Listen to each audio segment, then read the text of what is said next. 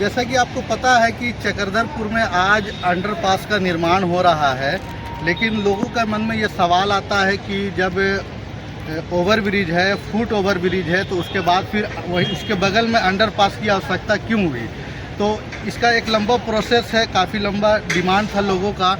तो वो हम एक आपको पूरा विस्तार से उस बारे में बताएंगे कि चक्रधरपुर में over bridge, foot over bridge होने के बावजूद अंडरपास की आवश्यकता क्यों हुई। तो आप मेरे पीछे जो देख रहे हैं ओवर ब्रिज है, इसे बनने में लगभग 3 दशक का समय लग गया। लोगों की डिमांड 3 दशक पुरानी थी और 2018 में अंततः ये पूरा हुआ था। लेकिन इस ओवर ब्रिज का निर्माण से जो रेलवे फाटक जो था, ये रेलवे क्रॉसिंग, उसके जो जाम से जो समस्या थी उससे निजात पाने के लिए ओवर ब्रिज का निर्माण कराया गया था। लेकिन ओवर ब्रिज जब निर्माण हुआ तो उसके साथ कई समस्याएं भी उत्पन्न हुई थी। जो आसपास के लोग रहने वाले थे उसके समाधान को लेकर के अंडरपास की डिमांड फिर उसी समय से ही उठना शुरू हुई थी।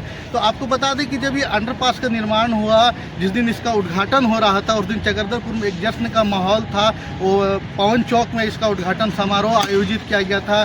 जनप्रतिनिधि और प्रशासनिक अधिकारी मौजूद थे। काफ़ी लोग खुश थे कि ओवर ब्रिज हो गया, अब रेलवे फाटक में जाम की समस्या नहीं रहेगी। लेकिन जब वहाँ एक तरफ ओवर ब्रिज का उद्घाटन चल रहा था, उसी समय रेलवे ने एक खेला था, और वो हम आपको बताना चाहते हैं कि उसके बाद फिर कैसे कैसे अंडरपास तक का बात पहुँचा था। तो जब ये ओवर ब्रिज का उद्घाटन चल रहा था, उसी समय रेलवे ने अचानक से, पूरी भीड़ उस तरफ थी, जश्न के माहौल में डूबी हुई थी, और रेलवे ने अपना खेला शुरू कर दिया था। खेला ये था कि जो ये फाटक था, आप देख रहे हैं यहाँ पर ये फाटक, ये पुराना फाटक है, इसको अचानक से उसी शाम रेलवे ने अचानक से बंद कर दिया। इस तरह से रेलवे ने बैरिकेड कर दिया था। या बगल में आप देख सकते हैं कि यहाँ पे गड्ढा कर दिया।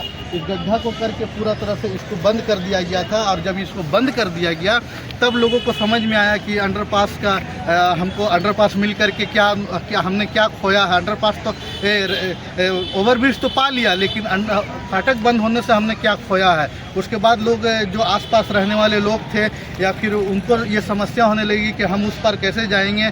मान लेते हमको भारत भवन जाना, स्टेशन जाना, या बंगला तणदंदा साई जाना, या उस तरह के लोगों को बाजार आना है, तो एक लंबा दूरी तय करना पड़ रहा था ओवर ब्रिज चढ़ करके। उसको लेकर के लोग परेशान थे, और यहाँ पर अंडरपास की डिमांड उसी समय से शुरू हो गई थी। उसके दूसरे दिन से ही विरोध शुरू होने लगा था। और उसके बाद रेलवे ने अंततः, यहाँ पे आप देख सकते हैं, ये फुट ओवर ब्रिज बनाया था आम लोगों के लिए, कि जो लोग ओवर ब्रिज में नहीं चढ़ सकते हैं, जिनको आसपास जाना है, दूरी नहीं जाना है, उनके लिए फुट ओवर ब्रिज का निर्माण कराया गया था। लेकिन फुट ओवर ब्रिज भी काफ़ी साबित नहीं हुआ। लोग इसको, जो उनकी समस्या थे, वो भी इसको समाधान नहीं कर पा रहा था। और फिर जैसे जैसे दिन चलते गया और इसका अंडरपास की डिमांड पूरे होने लगी। लेकिन रेलवे ने हाथ उठा दिया कि हमने ओवर ब्रिज बना दिया है, हमने फुट ओवर ब्रिज बना दिया है, इसलिए अंडरपास के लिए हम पैसा नहीं दे सकते हैं। सामाजिक संगठन के लोग, सामाजिक कार्यकर्ताओं ने, राजनीतिक दल के लोग भी आगे आए और इस पर काफ़ी मंथन गहन हुआ, और अंततः बात हुआ कि रेलवे पर दबाव बनाया जाए। लेकिन रेलवे ने कहा कि मैं इसको नहीं कर सकता अंडरपास का निर्माण, क्योंकि बाकी जो करना था हमने कर दिया। तो उसके बाद फिर काफ़ी गहन विचार विमर्श के बाद ये तय हुआ, और रेलवे इस बात पर राजी हुई कि अगर राज्य सरकार या जिला प्रशासन उसे फंड उपलब्ध कराता है, तो वो पैसा, वो अंडरपास बनाने के लिए तैयार है इस ओवरब्रिज के बगल में। तो उसके बाद फिर काफ़ी मशक्क़त के बाद, एक लंबी प्रक्रिया गुजरने के बाद, DMFT फंड जो होता है जिला का, वो लगभग 3 करोड़ रुपए से ऊपर का वो राज्य सरकार ने या जिला प्रशासन ने, और ये संभवतः पहला मामला होगा झारखंड राज्य के लिए कि रेलवे के काम के लिए राज्य सरकार ने पैसा दिया है, और वो पैसा राज्य सरकार ने रेलवे को ट्रांसफ़र किया। उसके बाद रेलवे ने टेंडर किया, और उसके बाद धीरे धीरे फिर अंडरपास की गति शुरू हुई, और आज अंततः 24 दिसंबर को अंडरपास का निर्माण कार्य चल रहा है। तो आप देख सकते हैं कि यहाँ पर किस तरह से ये जो इलाका है, इसको पहले आप फ़कीर मोहल्ला या मुजाहिद नगर के नाम से जानते थे। इसको पूरी तरह से, ये अतिक्रमण क्षेत्र था, यहाँ पर लोग झोपड़ियाँ बना करके रहते थे। इसको पूरी तरह से खाली कराया गया, और उसके बाद ये उसका पूरा नक्शा चेंज हो गया। ये पूरा मैदान हो गया है और यहाँ से यू टाइप से एक अंडरपास का एक रास्ता निकाला जाएगा।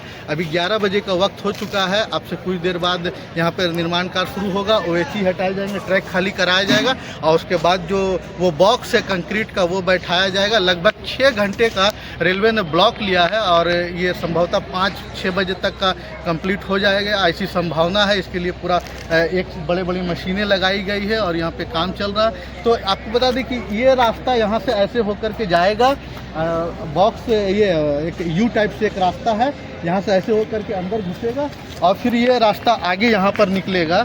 ये यहाँ पर आपको थोड़ा सा जूम करके दिखाएंगे, यहाँ पे एक गाड़ी खड़ी है, यहाँ पर ये रास्ता यहाँ से निकलेगा और यहाँ से फिर आप भारत भवन के पास जा सकते हैं। तो इस तरह से बताया हमने आपको पूरी विस्तार से बताया कि ओवरब्रिज और फुट ओवरब्रिज होने के बाद फिर अंडरपास की आवश्यकता क्यों हुई थी।